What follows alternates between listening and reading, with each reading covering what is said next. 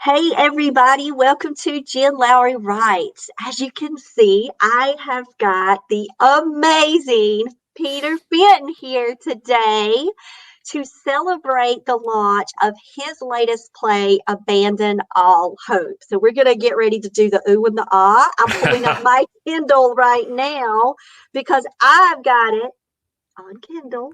Ooh. And then Ooh, Peter has got it.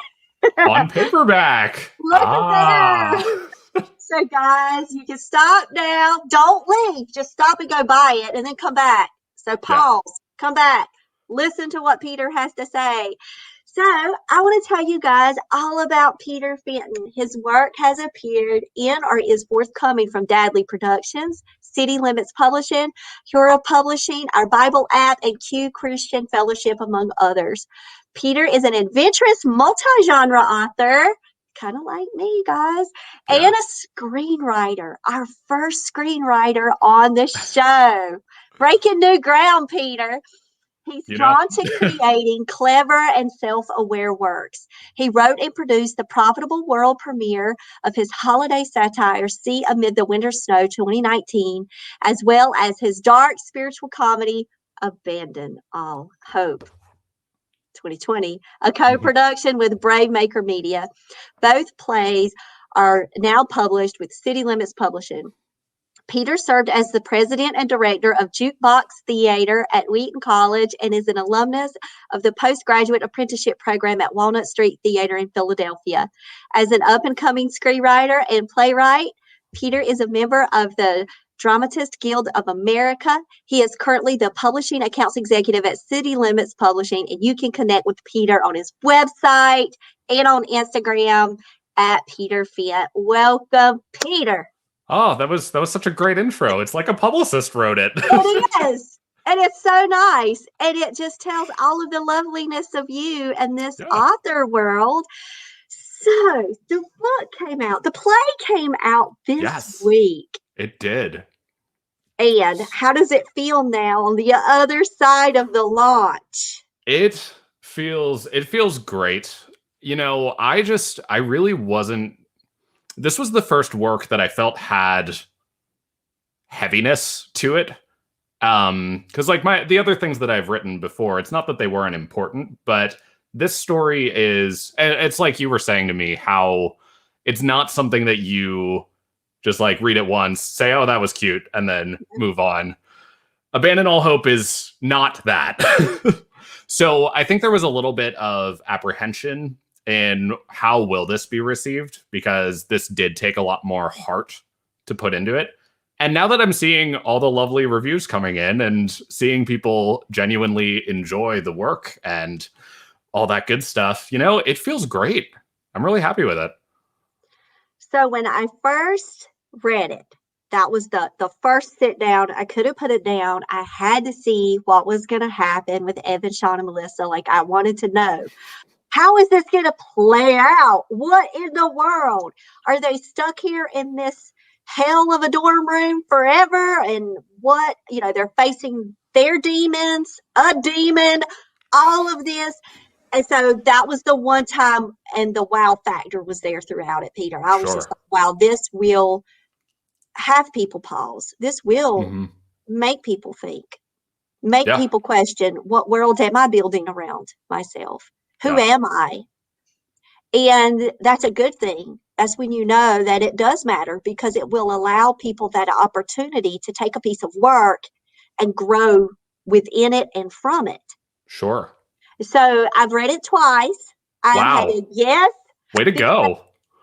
So I am one of those. It's not, if a book or this play stays with me, I want to experience it again, because now that I know the whole wow, then I get to go back through at a pace where Mm-hmm. I can actually say, okay, so those pictures in that dorm room, I've got to ask, like, these pictures on the wall, the last, Mm-hmm.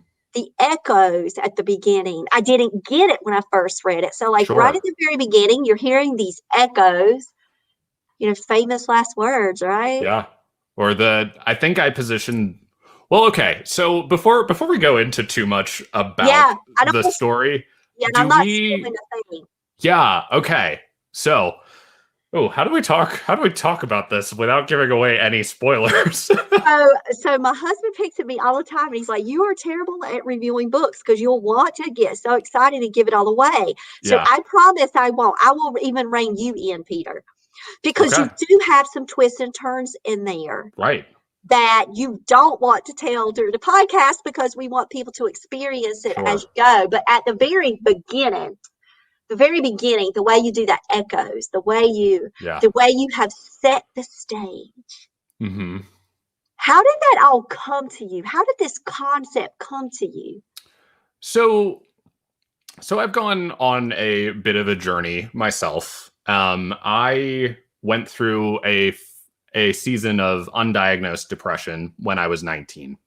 And so what I had realized in the journey through therapy then, and then the journey through therapy a couple of years later to process that first journey, I had identified these 3 areas that existed within me and as like distinct elements of my personality and also distinct elements in which I was making my world a living hell for myself and for everyone in my life who loved me.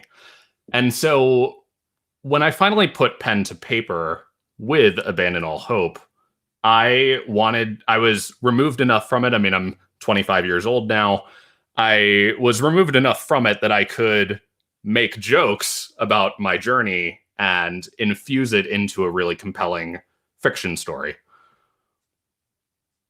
And Abandon All Hope at the very beginning made me laugh out loud because I was like, Yeah. that would be those authors that are like really caught up into the the editing and everything is perfect and having all of the discussions about grammar. I'd be like, yeah, Yeah. that would be a way, having a sign like that to welcome you in.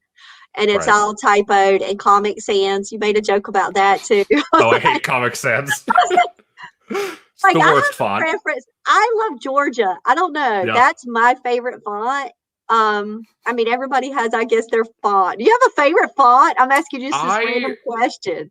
I like, so right now on my own website, I only use 2 fonts. I use Montserrat for headings and I use Marta for the body text.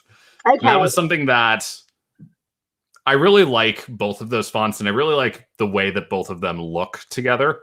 So if you do ever head to my website, there are only 2 fonts on the site, keeping it consistent and keeping it visually interesting. But anyway, back to... I know. We're going to get off. I'm going to say yeah, back to the initial setup of the story. So once I identified these 3 different journeys that I was going on and sort of parsed them out into their own fully fleshed out characters, and figuring out the way that each of them would have died, what was the line that was the point of no return? And so at the very beginning, you hear Evan say, "I'm only saying this because I love you." And Melissa says, "I'm going to need another vodka cider." And Sean says, "I'd do it. I'll be your hero." And it's meant to be the line that sealed their fate. Right? But also it was reflective of their personality. So it was Yeah. just a natural extension of these character traits coming all in this piece of dialogue. So that dialogue tells a story in and of itself. Yeah. And it was a powerful line to pick out for each person, but in context, because eventually you do see the context of each line. In context, it's not nothing, but it is just sort of, it's in context. Yeah. Yeah. But it's a snapshot of what is to come. So Yeah. I love how you crafted all of that at the very beginning. Just brilliant. Yeah. So tell me we talked about this on last week. This came during coronavirus and you finished Yes, it did. it. And so when you finished it, what were your next steps? Because I know that you've had it out there and you've produced it. Well, sort of. Yeah, talk about that for people who may be interested in like, what's next? I've got this screenplay. What do I do? So a lot of everything in the entertainment industry is build connections with people, because it's the connections that you have with people that will be parlayed into success. I think it's a brutal honesty lesson, but you have to know people in order to have success. That just is how it is. So what you should do is get involved with your community's film organizations. I mean, I met this guy, Tony Gapistone, out in California. I met him so he's a filmmaker and he's also a pastor. And he co-pastors with another pastor, obviously. That's what co-pastor would mean. So his co-pastor, Matt Nightingale, is an active member in this large network of LGBTQ Christians. And so that we all eventually kind of meet each other. It's the Rainbow Jesus Mafia, I like to call it.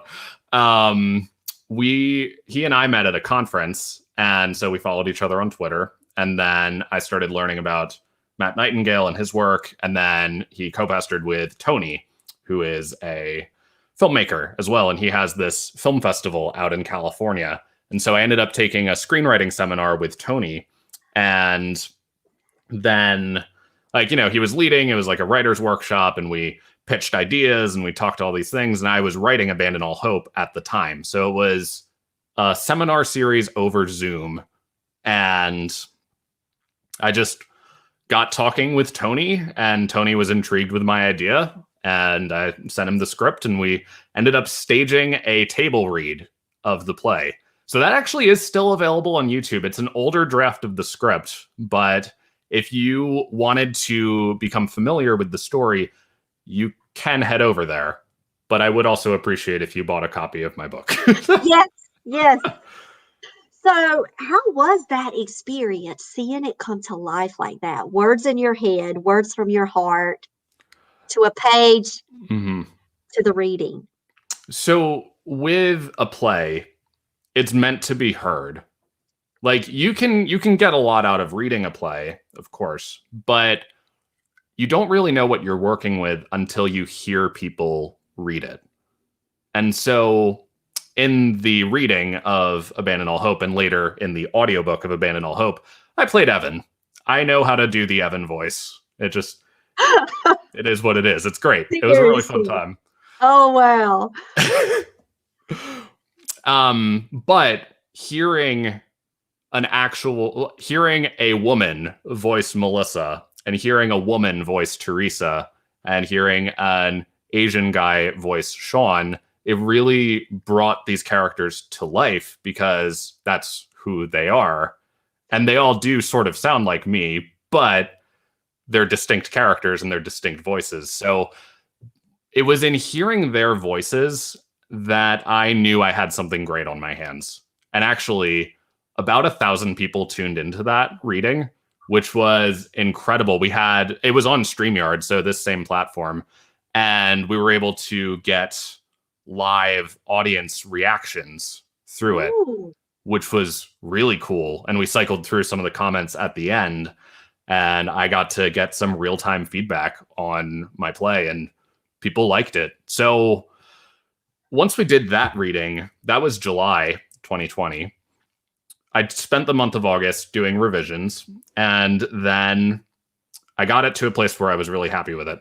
My birthday is at the end of August 26th, in case anybody wants to send me a gift. It's Sam's birthday. Sam's is the 24th, my baby. Oh, really? Yes. Very nice. Well, happy birthday, Sam. Yep. Happy future birthday, Peter. I'll not forget this ever. Go. Thank you. It's my golden birthday. I'm turning 26 on the 26th. It's a good time. Wow. Yeah. So I had gotten to a place where I was really happy with the script on my birthday. I was really happy with the script, and I had put together a pitch deck. Have you heard of a pitch deck before? I would love you to tell us this terminology you speak of. Great. Yeah. So pitch decks are really common in the film industry. And basically what you do is you communicate the vibe of your script. It's a visual document.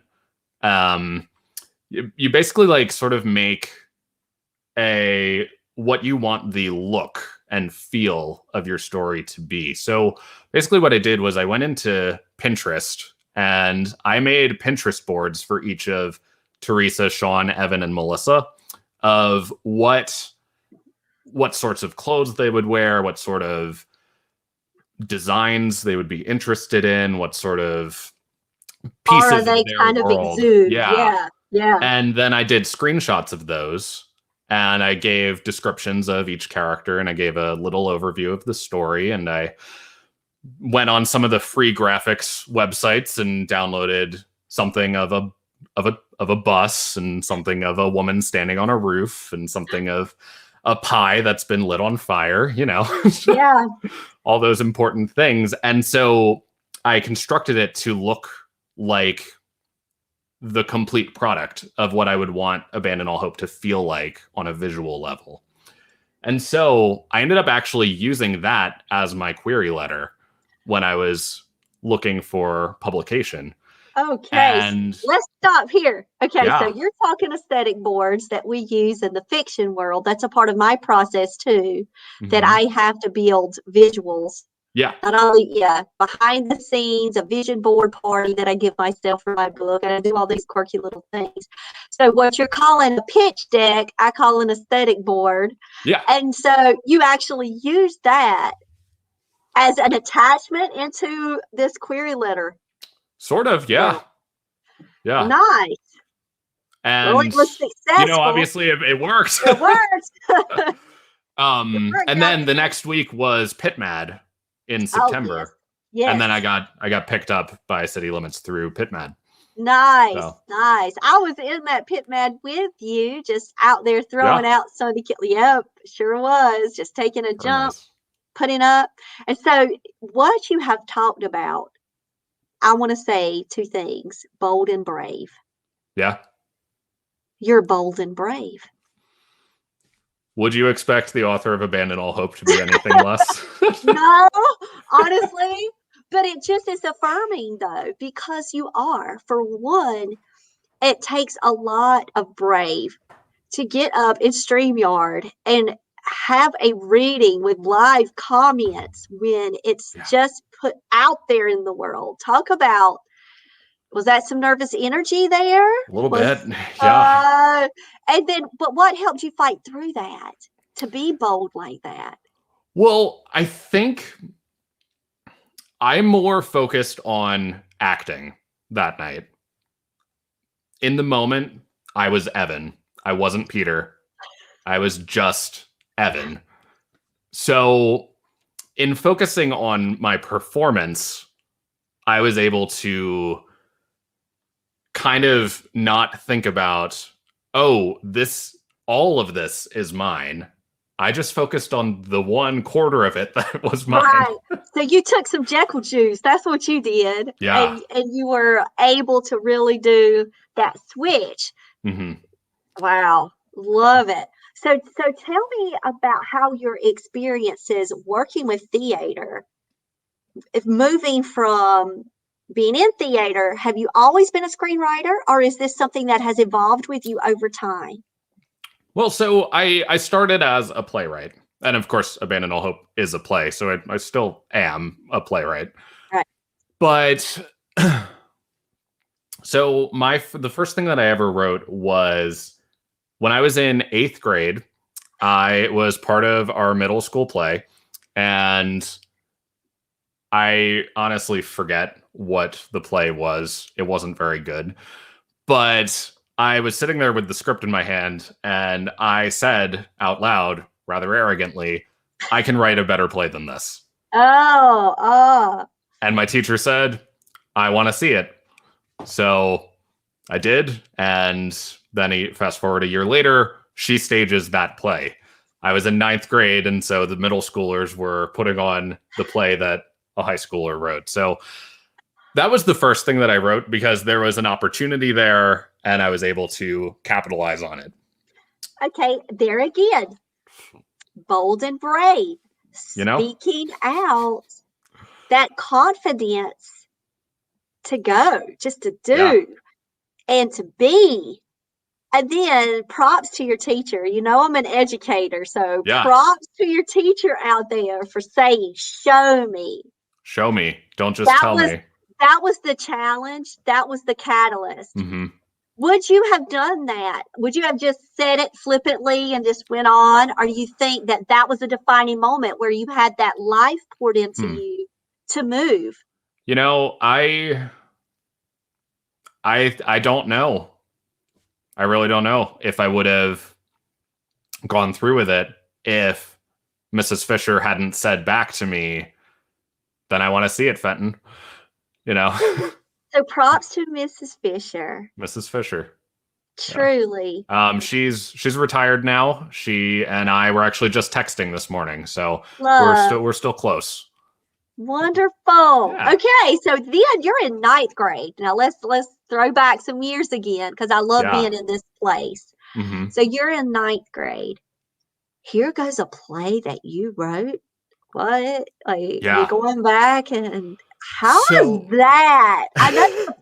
I know your parents were tickled. I know they were. Yeah. To the moon. Oh, absolutely. It was surreal. The little 15 minutes of fame I had in Lancaster County, Pennsylvania. It was a lot to take all at once for a kid like me. And so I think for a while there, I wasn't willing. Like, I felt like the future was being written for me in that big splashy moment, and then being unable to replicate it immediately. So I think there may have been some element of that heading into my experience with eventual depression, was not being able to live up to this incredible, amazing success that first time when I was 14. And so as I went through the rest of high school, I had gotten really into religion, and I had been really diving deep into my faith, and went to Wheaton College, which is a famously, they call themselves the Harvard of evangelical schools. And I got it in my head that everyone's telling me that I need to be a writer, but I'm going to write my own story. So I'm going to be a pastor or a therapist or a counselor. And of course I wasn't happy because I was made to be a writer, you know? And I think that there are elements that I think that when we're 10, 11, 12 years old, we know what we want to do with our lives. We just do, because it's uncomplicated, and we just live and things come naturally to us. And then I think when we get to our 20s, we know again, or at least we have a better sense of it. But for some reason, the person who's in charge of what you're doing or what you go to school for is 17, 18 years old, when you are most influenced by people who are not you. When you're not listening really to God, or just whatever relationship inside yourself, right. So I do think that it was wonderful and awesome that I wrote a play when I was 14, but it took me a while to write a new thing after that. It took me until junior year of college, when I was past that season of depression, and my second opportunity was the first screenplay that I wrote. So it was a connection that I knew. It was one of my elementary school teachers. Her husband had quit teaching to become a filmmaker, and she had been following my story on Facebook, and she said, she introduced me to her husband. The rest is history. Now her husband, Brad, is my mentor, and I wrote the one screenplay for him, and we're working together on a new project now. And so it's just like, it's great. I love too that you understand the value of community and connection. Yeah, absolutely. And you learned that early. And so because that was impressioned upon you at an early age, I do think that it gives you, the added benefits of not having to go out and try to learn for yourself. Should I go this way? Should I do this? People can struggle sometimes because they're so like introverted, or they want to stay behind and they want to type and stay behind the screen. You understand that it's more than just that. Oh, it's so much more than that. So much more. You get it. Yeah. And I think it's because you had those dots connected maybe earlier in your life. Yeah. And so to everyone that's listening out there, when we talk community is crucial for growth. Not just success, not lining yourself up for opportunities, but growth as an individual, as a writer, because the more that you connect, you can learn from one another, you can share, you can have a space where you can grow together with people instead of just staying stagnant behind your screen. Right. Which again, is a boldness there, because you've got to put yourself out there. You've got to be vulnerable to that. Yeah. Yeah. I mean, you can't grow if you're stuck inside your comfort zone. Like, writing and finding success should scare you a little. It still does scare me from time to time. All the time. Yeah. All the time, because it's our heart. Like, we understand it. Will other people understand it? We get it. It's the story that came to us. Will other people get it? And now you're seeing that with Abandon All Hope. You're seeing other people, it's resonating with them because it is a powerful story. Yeah. It is. It does make you question, what are you building around your life? What are you investing in? What are you taking time in? What is your perspective? How is your approach? How do you treat other people? Yeah. And you hit all of those major points with a little bit of humor thrown in there. Yeah. It's how I process. So I will have to tell you, there were moments where you had me just like cackling out loud. Yeah. Like, you can't. What were some of the funny moments for you? Gosh, what? I don't want to sound really bad here, but like a Falloff Scene made me laugh. I don't know why. It was awkward that I was laughing, but I saw the hilariousness of the moment, the ridiculousness of the and I was like, oh, I probably should have laughed at that one. But what this does is that when you're reading something that is heavy and then light and then gets heavy again, sometimes you can kind of get lost in some of the emotions of where it's supposed to be, and you find yourself going like, whoa.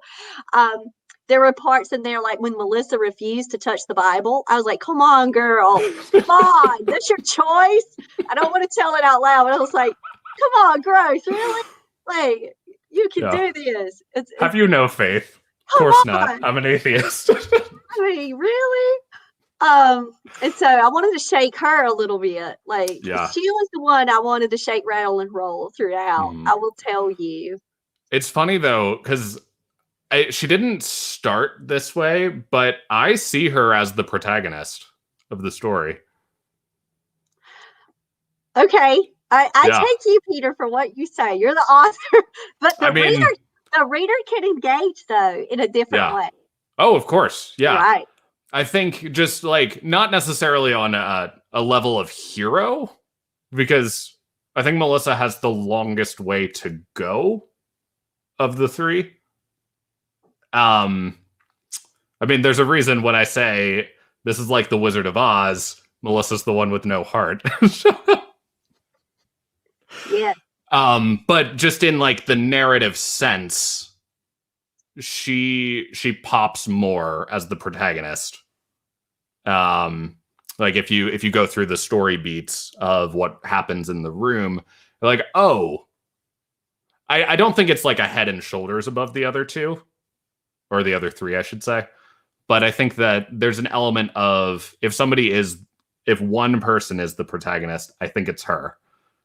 If you view Teresa as the antagonist. Right. Well, I do see her. I see Mama T as the antagonist. Okay. Yeah. So got to go there. I'll give you Mama that one for me as the reader. Yeah. Yeah.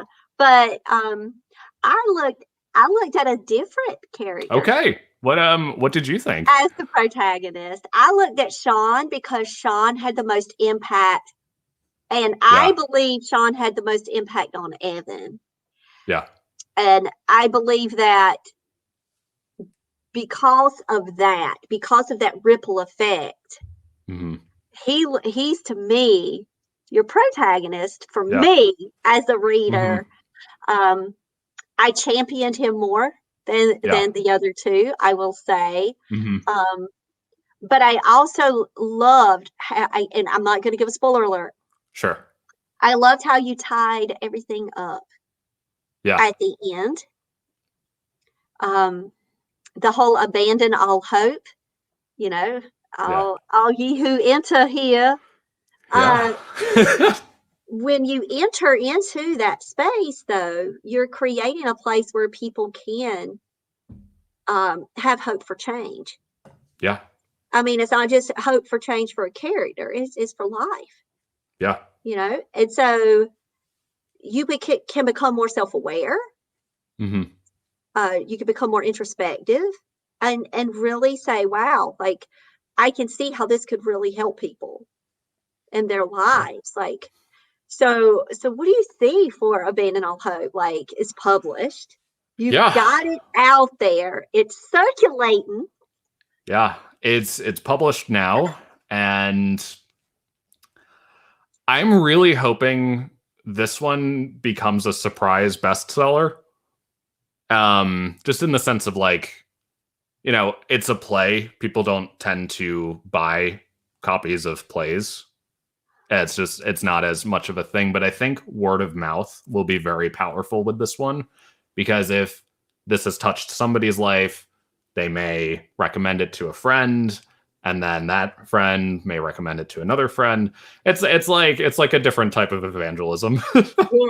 So tell me about the whole publicity on this thing, like all the work that goes into it. Yeah. Because where do you want to start? You are out there. I love how you run your platforms. Yeah. They're so you.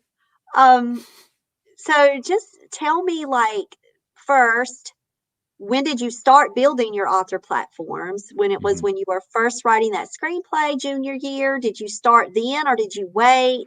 Talk about how you started building social media. Well, yeah. So social media, I've had my social media accounts, Peter Fenton, which I believe is in my name right now, since college, and it's been at that username. But I really didn't get serious about making it anything more than a personal account until a couple years ago, I would say. And then really Instagram, I've only gotten super serious about Instagram within the past month. Whoa, seriously? Yeah. So, like, what was the switch? Like, did you read some business articles about Instagram, or like, where was the switch? I had a hard-hitting conversation with my mentor, Brad. He basically told me, your Instagram is your resume, and you need your Instagram account to match this very high-end website that you have, which now my website is very nice. I like it a lot. So when he communicated that to me, we went through what my profile was looking like, and it became apparent to me, oh, this pattern of photos that I'm posting are not that interesting, and it's making it both a bad personal account and a bad professional account, because if it's mostly a personal account and I'm always talking about my work, that is going to push people away. And if it's supposed to be a professional account and I'm posting shirtless selfies, it's going to drive clients and customers away. So we just blew the entire thing up, and I started over from zero. Love it. It's been really freeing. And once I have a plan on Instagram now, and I stick to certain colors, and I have a certain pattern. Like, when you go to my Instagram now and you look at all my posts, half of them are in color and half of them are in black and white, and all the color photos have red somewhere in there. Because at this moment of my writing career, red is pretty dominant. So I love about the brand awareness, Yeah. showing that it's never too late to blow something up and build it right back from scratch. yeah, That just you've got to go with it. And I love how you called it the hard hitting conversation. hmm But a lot of times that's what we need in our lives. We need to have those, what I call come to Jesus conversations. yeah, come to Jesus. Let's Yeah, just get real and let's call it like it is. And let's say, how can we move forward now? So Yeah. my stuff is a little messy and I'm okay with the mess Mhm. because that's my brand is all because messy. your brand is a little messy. Messy. It's Yeah. there. It's in this world, with the multi-genres, I'm here some days, I'm there the next. You never know what's Yeah. happening. And I'm so cool with it. And Yeah. because it's, I tried at the beginning, let's make everything purple and let's do it this certain way. I couldn't consistently hold to that. Mhm. And so what I talk to people about is how much can you give consistently? Sure. I give a mess consistently. Yeah. And so I feel really great about that. But I love how you're taking that time and developing that platform and moving forward, understanding that that is your resume. It really is. It's Love like it. people judge books by their covers. People judge people by their Instagram. And social media and Yeah. what's up with Twitter and how is the Facebook author world and LinkedIn and all of those places. Yeah. That just sometimes authors can feel like you're spreading me thin here. I'm having to be here. However, it's the connection. It's who could you possibly connect with Exactly. on the site. If it would have been for LinkedIn, I could have a whole conversation with you just about the importance of LinkedIn. Really? Really. Because LinkedIn is the one that I'm not really on. I'm on, but I don't do anything with it. Go. Go there. I could have a whole conversation with you about how opportunities just have been amazing from just that platform. Huh. Yes, we're going to talk about that because my listeners here at Jen Lowry Writes, they know all about the Instagram or the LinkedIn story. So I don't have to do this. This is Peter's time, not mine. Sure. But I just want to say to you that allowing me to go to Brimstone Hall, that's the first and hopefully the only time I'll ever be close to that ever in this play. And I just want to say thank you for the work that you're doing. Oh, of course. And so you got some stuff out there, you said. Yeah. You're working on some new stuff. Right now, the project that I can talk about right now is I really want to see Abandon All Hope become a film. And so, but I think it's not as simple as taking the script and just, retyping it in screenplay format. That's not how it works, because this is a play that takes place majority in just one enclosed room.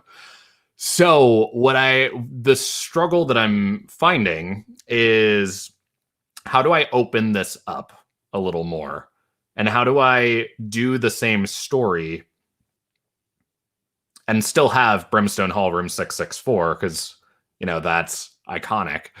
But there has to be some degree of restructuring in order to make it work for film, because film is visual and theater and book in this case is function. It's an imaginative medium when you're reading it in the script and the book.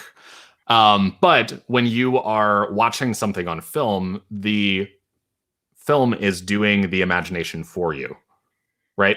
It's filling in all of those gaps Right.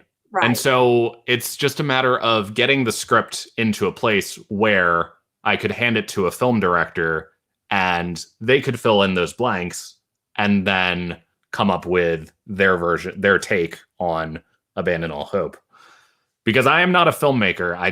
At this point, I don't think visually enough to make that work. So I would have to push it into somebody else's hands, which is fine. But then also the story and script has to evolve a little bit in order to work and be entertaining. So are you researching in this moment? Are you spending time researching, reviewing how others have went from A to B? A little bit, yeah. I think right now what I'm doing, because I know enough about writing film to write a screenplay. It's just a matter of going through the Abandon All Hope script and identifying the most essential pieces of dialogue.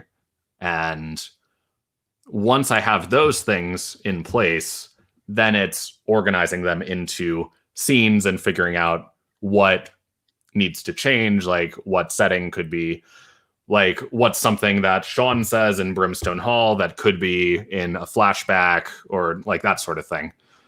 You know.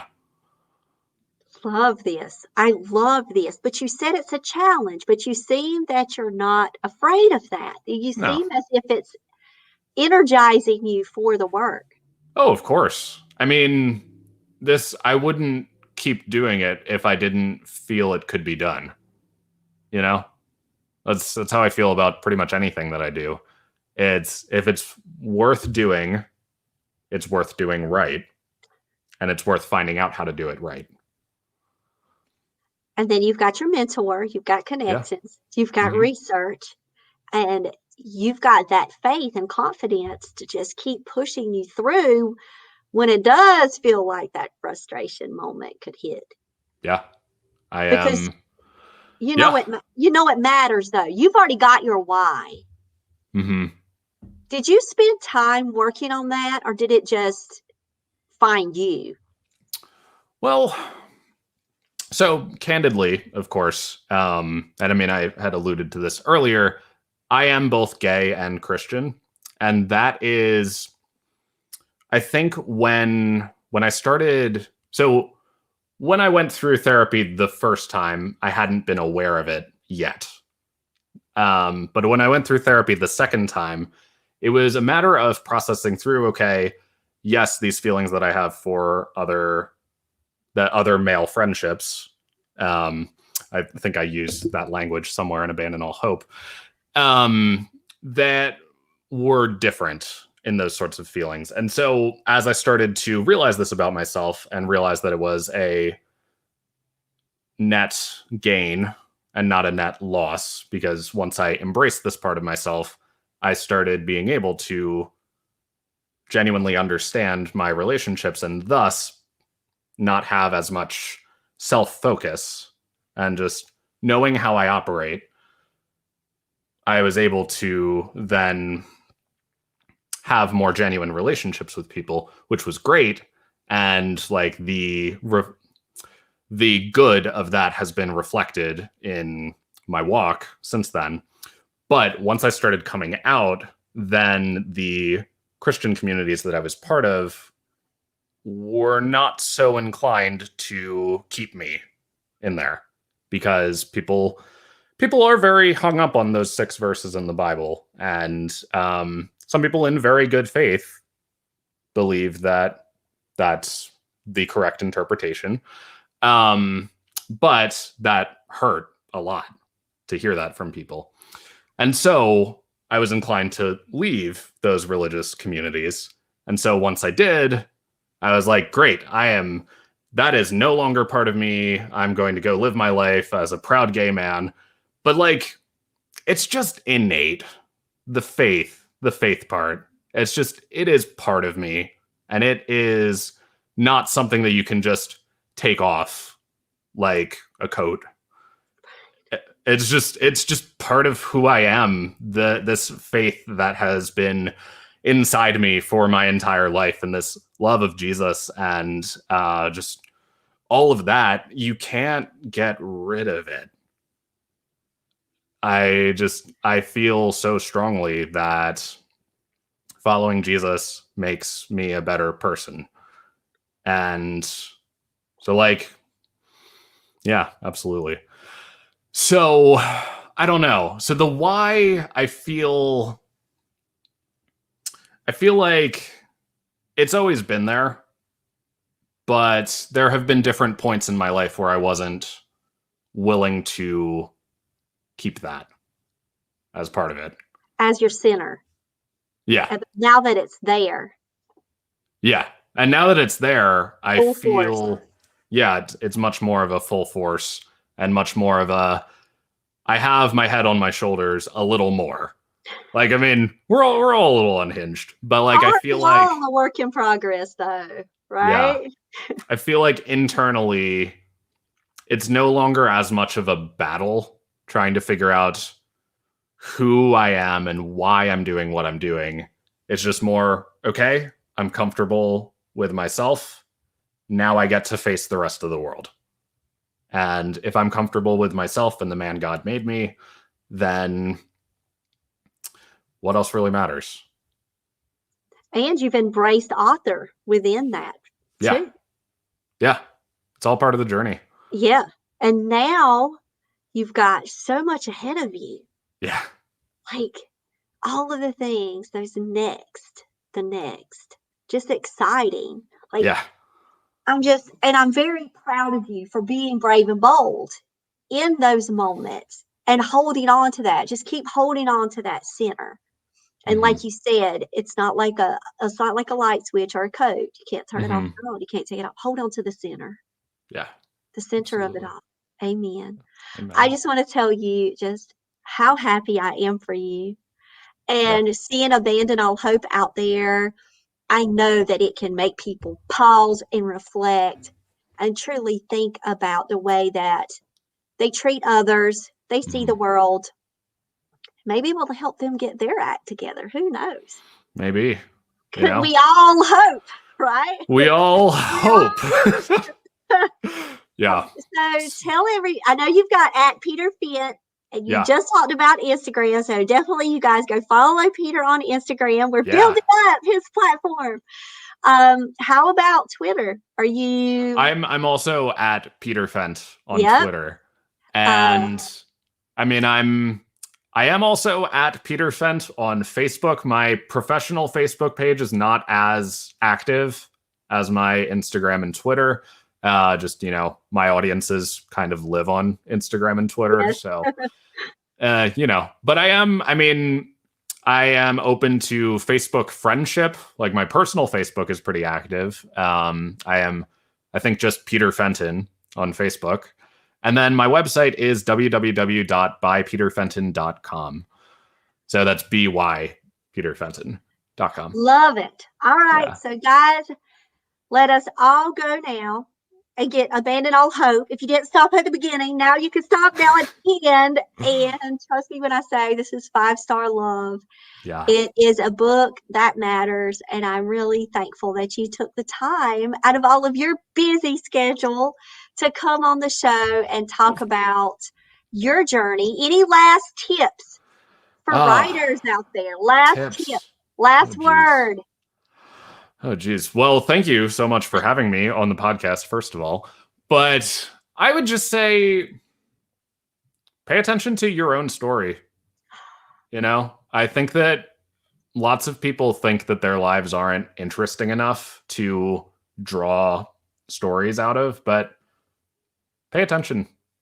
You might learn something about what you've gone through. And if you're a creative person, find ways of repackaging your own story under a new coat of paint. Exactly. The author's craft, the love that we have, and it all gets into our books one way or the other. Write what you know. Right. Yes. All right, Peter. Thanks so much. Thank you so much. Guys. I'll see you guys later.